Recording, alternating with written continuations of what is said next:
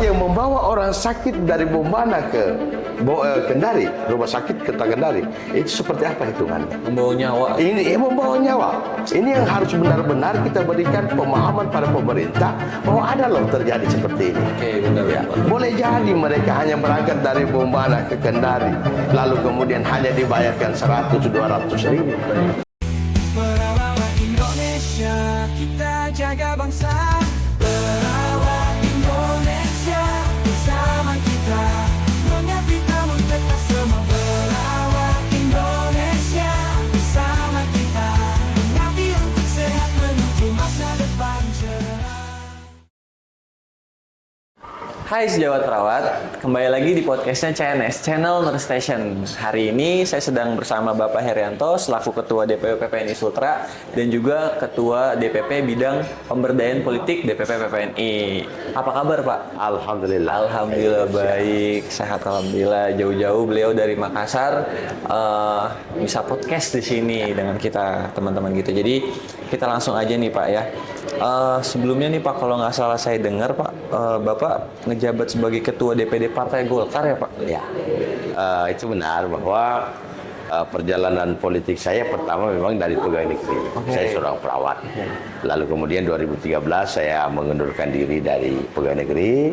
Alhamdulillah 2014-2019 saya terpilih menjadi anggota DPR. Anggota DPR? Ya, Kabupaten. Komisi berapa Pak? Saya di Komisi 3 Komisi Kesehatan. 3.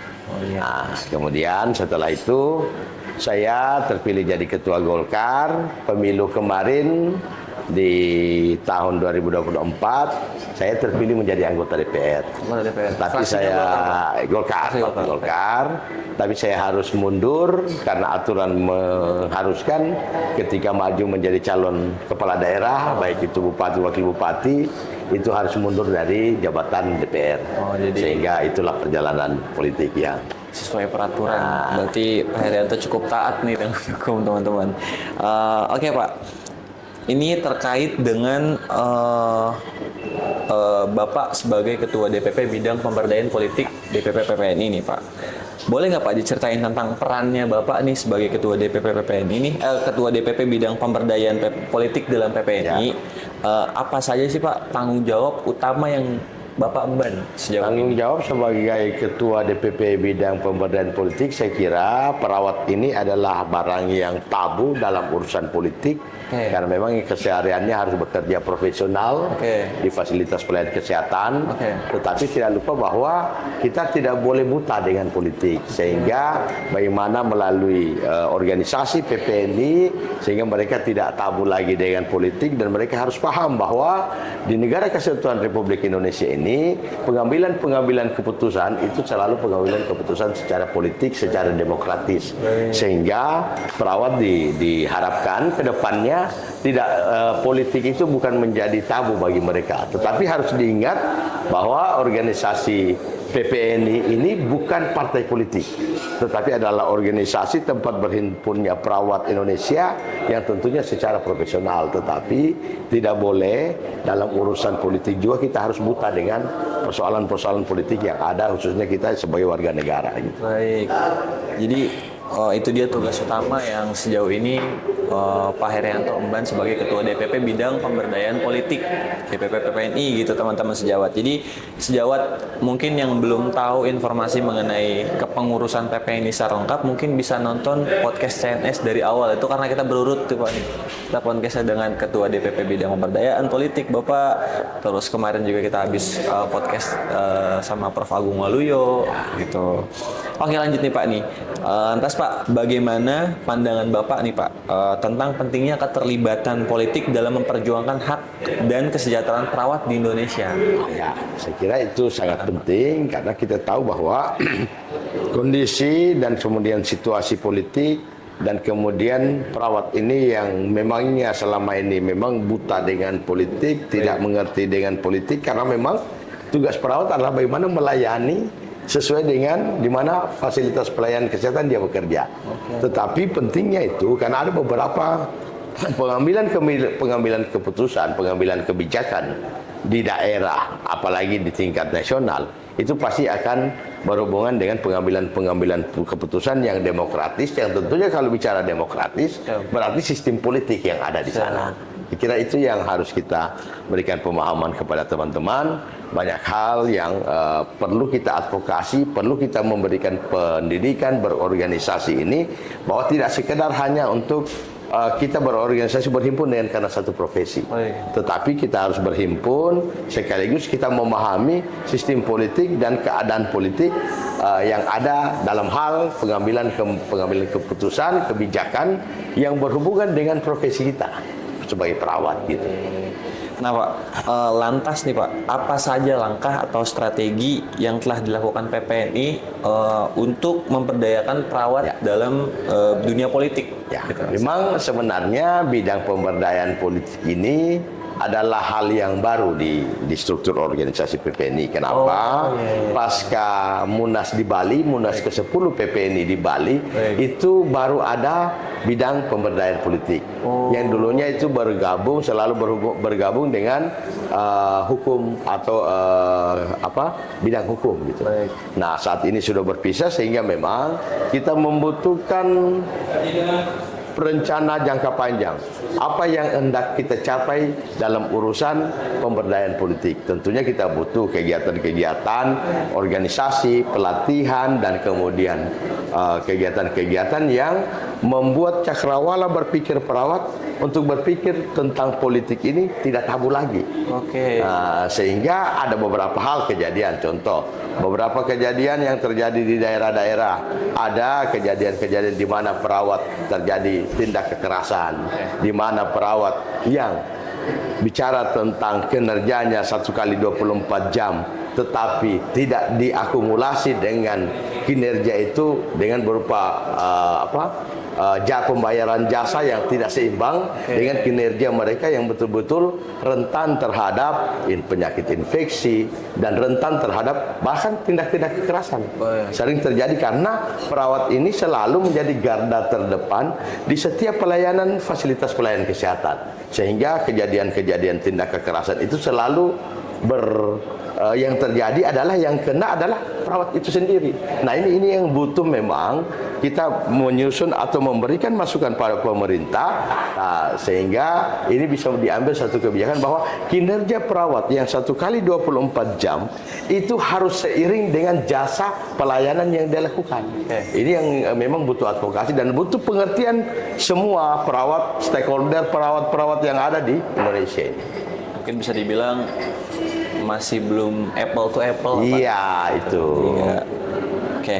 Next Pak, apa Pak tantangan terbesar yang dihadapi oleh PPNI ini Pak dalam mendorong partisipasi perawat di ranah politik baik di tingkat lokal maupun nasional? Dari awal sih saya bilang, karena ini yang pertama adalah bidang yang baru di PPNI pasca Munas Bali ke-10 kemarin dan kepengurusannya saat ini, memang hal yang menjadi tantangan kita adalah memberikan pemahaman kesadaran bersama perawat-perawat, semua perawat yang ada memberikan kesadaran bersama bahwa sesungguhnya bidang pemberdayaan politik ini berhubungan dengan beberapa pengambilan keputusan, kebijakan di negara ini.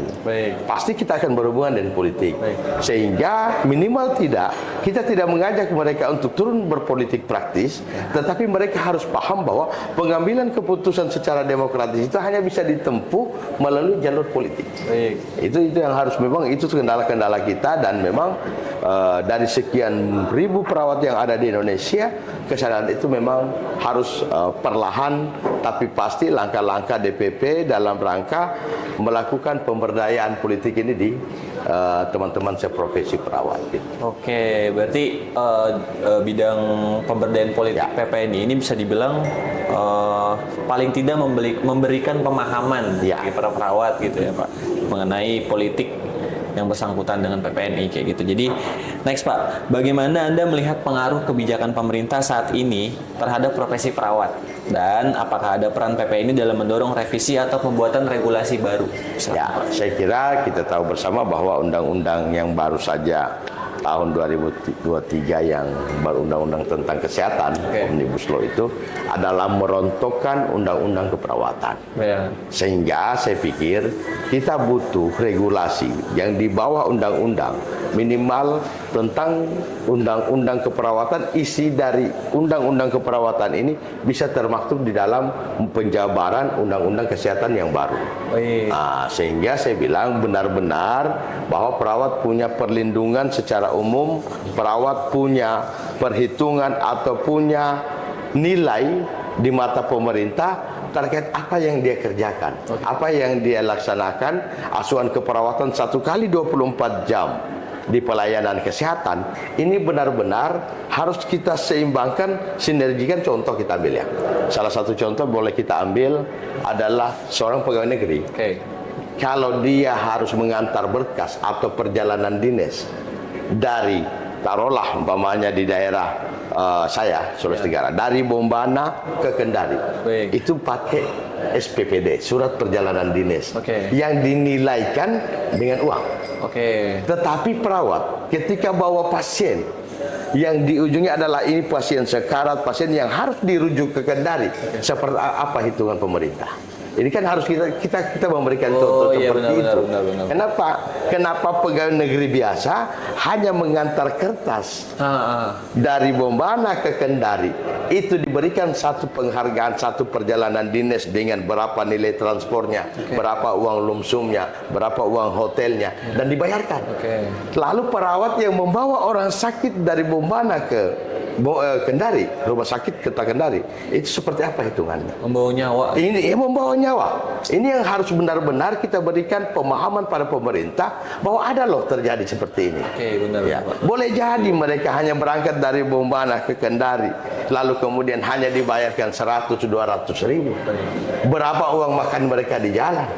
Kalau di perjalanan dinas jelas ada uang transportnya, ada uang lumsum, ada uang penginapannya. Nah, perawat tidak tidur di mobil ambulans. Dari Bombana ke Kendari atau daerah manapun, contohnya kita berikan contoh, itu hanya dibayarkan berapa? Sehingga intinya bahwa kita harus memberikan pemahaman selain bahwa perawat harus paham dengan pemberdayaan politik ini, dan pemerintah juga harus paham apa yang sudah dilakukan oleh perawat. Nah, ini analisanya kenapa? Karena selalu di setiap analisis kebutuhan di fasilitas pelayanan kesehatan itu selalu perawat itu cukup.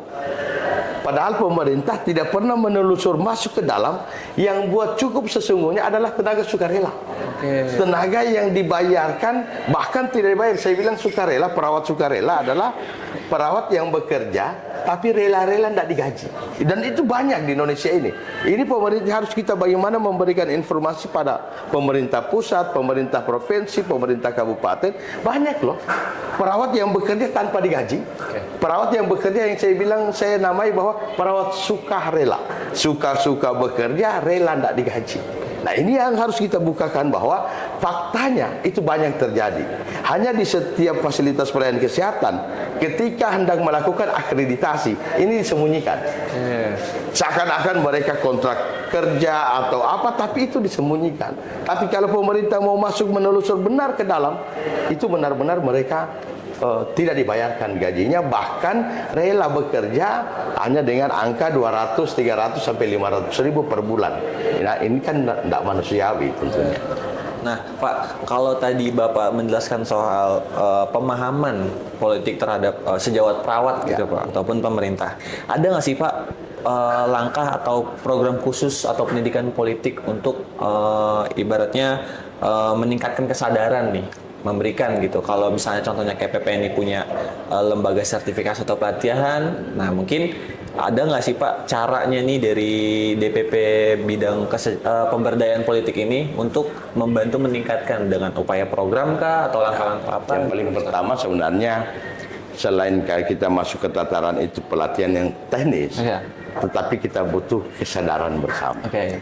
Kesadaran bersama, senasib, seperjuangan, seprofesi, untuk bagaimana kita sama-sama pahami bahwa politik itu tidak busuk.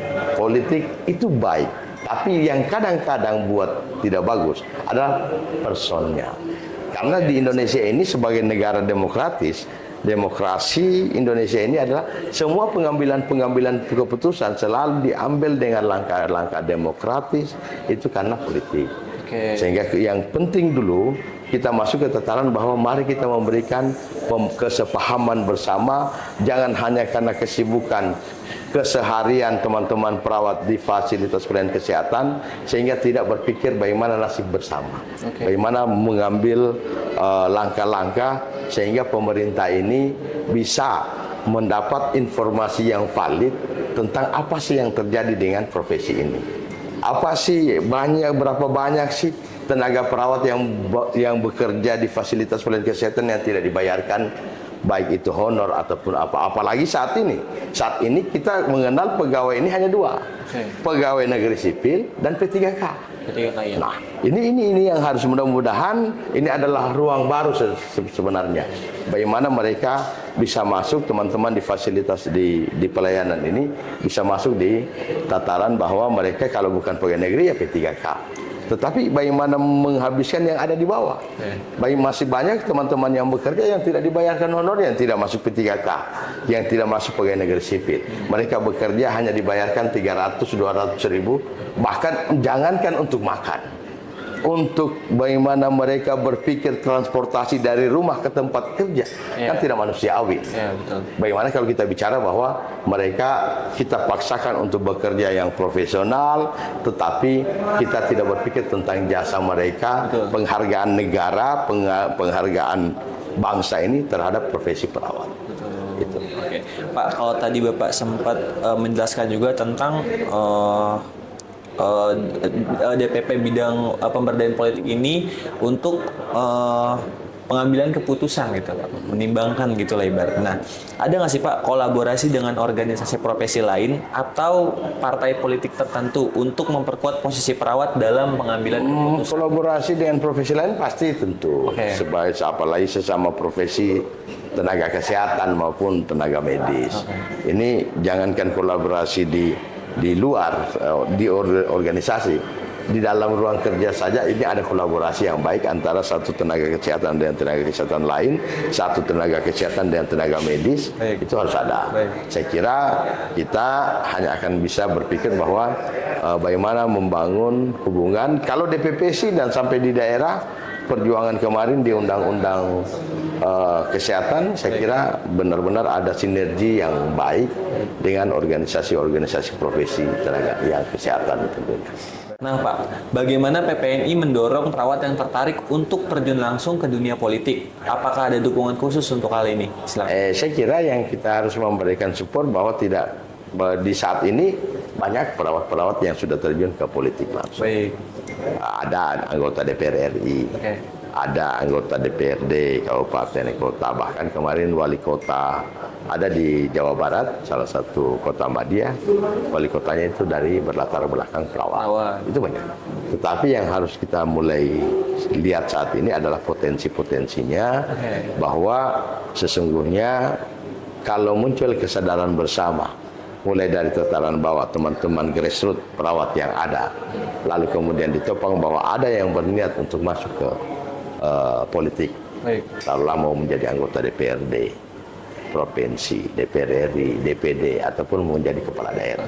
Saya kira PPNI dengan adanya bidang pemberdayaan politik ini tidak menutup kemungkinan untuk bagaimana melirik potensi-potensi yang ada di daerah-daerah, baik itu di tingkat daerah maupun di nasional. Nah Pak, lantas apa sih Pak visi dan target jangka panjang PPNI dalam pemberdayaan politik? Apakah ada rencana besar yang sedang disiapkan? Ya, target sih dengan adanya pemberdayaan politik ini, PPNI rencana besarnya adalah bagaimana muncul kesepahaman, yang saya ulangi lagi. Ada kesepahaman bersama, kesadaran bersama perawat yang ada di seluruh Indonesia untuk mau tahu dulu tentang politik. Dengan bagaimana caranya, saya kira akan ada langkah-langkah yang kita akan lakukan, dan tentunya sebagai ketua DPP bidang pemberdayaan politik sangat berharap banyak bahwa potensi dan kemudian rancangan kita ke depan adalah dengan bidang pemberdayaan politik kita mampu mengadvokasi, kita mampu mengkomunikasikan pengambilan keputusan atau aturan-aturan yang ada di Indonesia ini atau di daerah melalui jalur politik, melalui bidang pemberdayaan politik ini mampu memberikan pengalaman baru ataupun mampu memberikan masukan baru buat teman-teman pengurus di tingkat kabupaten, provinsi untuk bagaimana mampu mengadvokasi semua keputusan ataupun semua kebijakan-kebijakan terkait profesi perawat. Itu tujuan ujung sebenarnya. Nah, bahwa ini pemberdayaan politik, tujuan ujungnya adalah kita mampu mengadvokasi, kita mampu memberikan informasi dan regulasi-regulasi yang akan dibahas, yang akan diputuskan, yang akan dilaksanakan oleh stakeholder pengambil kebijakan keputusan di tingkat daerah maupun nasional. Baik, itu dia teman-teman. Terakhir nih Pak, ada pesan nggak Pak untuk yang Bapak mau sampaikan kepada generasi perawat muda nanti, teman-teman kita nih sejawat perawat, pentingnya berpartisipasi dalam politik untuk membawa dampak positif. Silakan Pak. Saya kira yang terpenting satu, PPNI bisa kuat jika perawatnya bersatu. Itu yang paling kata kunci. Dari semua yang kita diskusikan dari awal hingga akhir adalah kita hanya bisa melihat, kita hanya bisa menatap bahwa PPNI sebagai rumah besar perawat itu bisa kuat, bisa kelihatan kokoh jika perawat-perawatnya semua solid, bersatu dalam rangka memikirkan profesi perawat yang lebih baik dan lebih maju di negara Kesatuan Republik Indonesia. Jadi itu dia teman-teman. Terima kasih Bapak Herianto sudah bisa bergabung dengan podcast CNS nih Pak di DPP PPNI. Tapi sebelum itu teman-teman, sebelum kita closing, saya mau informasiin buat teman-teman sejawat perawat semua.